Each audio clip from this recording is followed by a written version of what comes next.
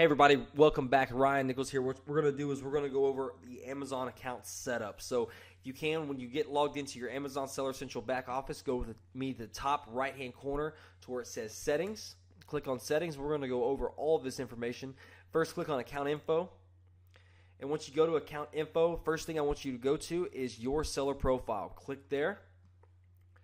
And then on Amazon.com, make sure that the display name that you want, your customer service email, and your reply to email is the same that you want.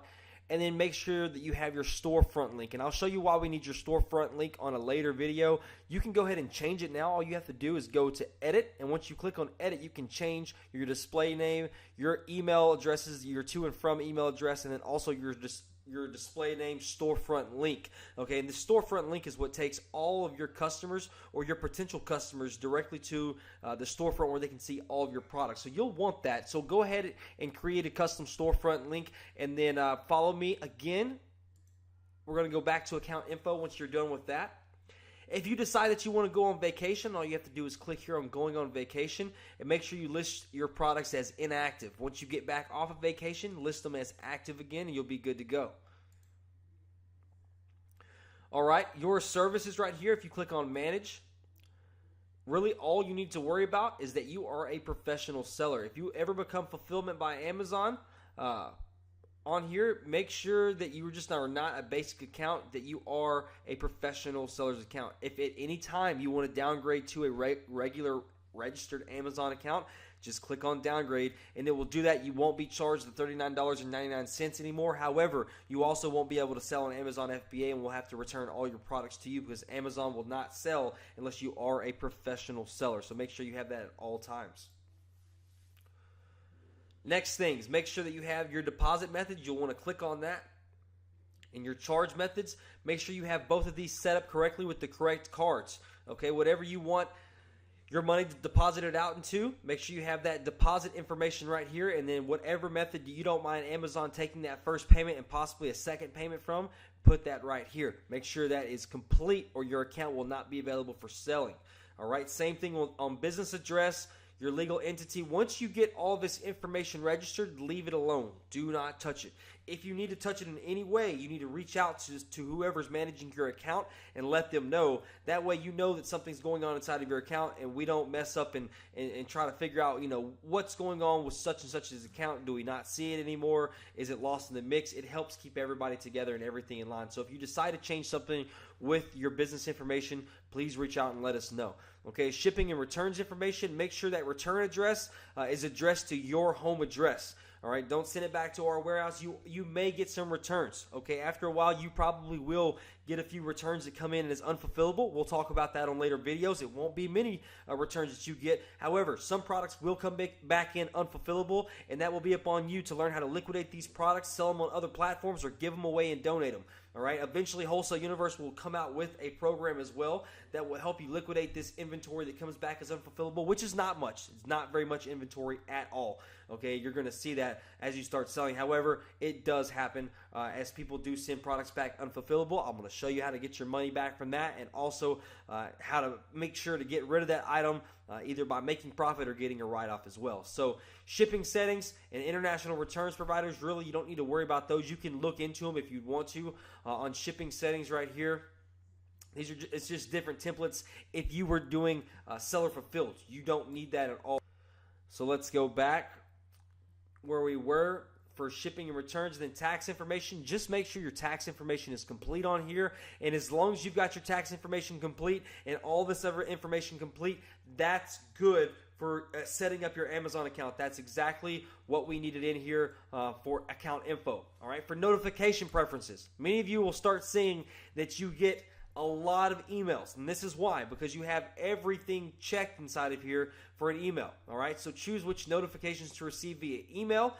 You can get them, for inbound shipment notifications, for problems, multi-channel fulfillment, Amazon fulfillment order notifications, merchant order notifications, sold, shipped now. Honestly, I think that it would be good to have all 5 of them. Honestly, you're going to want to see all that information. Now, other information that you can have emailed to you would be claims, pending returns, refund notifications. If your listing has been created, a listing has been closed, open listing reports, order fulfillment reports, so forth and so forth. Read through these and figure out exactly which ones are important to you and which ones are not important to you, and understand that whatever email you have right here on the right-hand side, it is going to get blown up. Okay, so you may need to either divert those to another email address, or I would just go through here and find which ones are important to you and then take off all the rest of them. And you can do that by clicking the edit and going and unchecking it and clicking on save. Okay, and that's exactly what I would do. Next, let's go back up to settings and go to login settings. Really nothing you need to do on login settings. Let's go up to gift return settings. Let's go to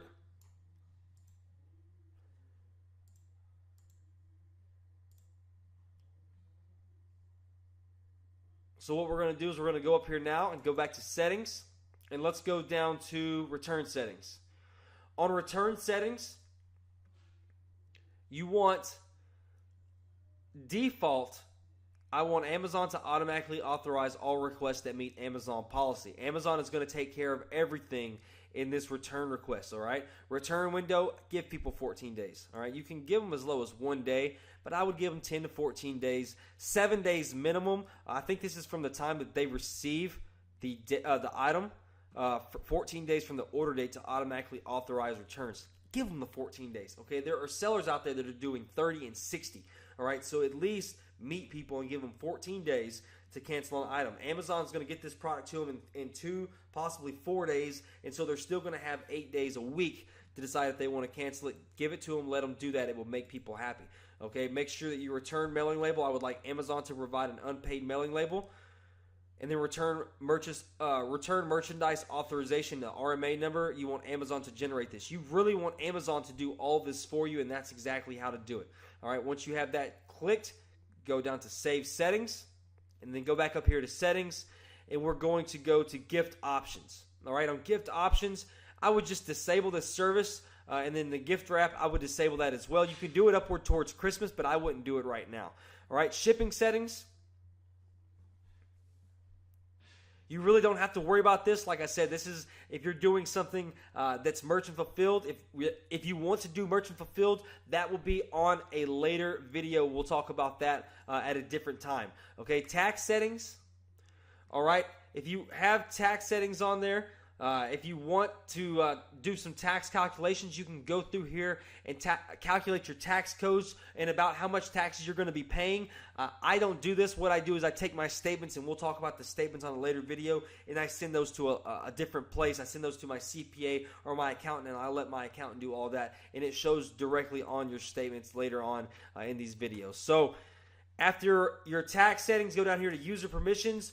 We're not going to go over user permissions right now. That's going to be a whole separate video in itself, and it's not a long video, but it's one that I just wanted to stand out on its own. So just know that the user permissions, that's under the settings tab right here when we talk about it in the next video. Okay, your information and policies, you can go here at any time, and you can click on your About Seller. You can give somebody an About You, your seller logo. You can upload a seller logo, your shipping information. You can detail your shipping information, your privacy policy, your gift services, your tax information, frequently asked questions, and custom help pages. This is good for customers that have questions that may want to know a little bit more detailed information before they buy from you.